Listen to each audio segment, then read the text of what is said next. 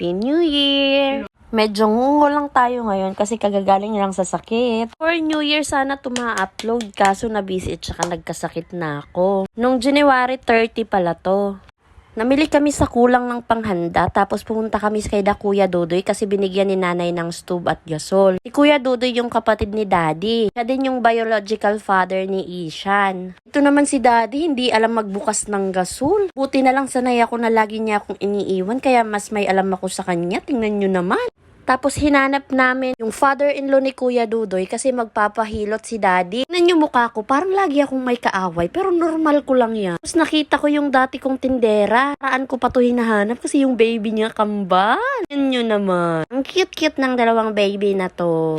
Si Michelle 1 at saka si Michelle 2. Alam nyo ba, nakakatuwa lang isipin kasi inalagaan nila yung anak ng pinsan nila. Hirap siya magka-baby pero isang buwan lang nabuntis na rin siya. Kambal pa! Oh my God! Wow! Sana all. Experience ko nga munang kargahin tong dalawang bulinggit na to.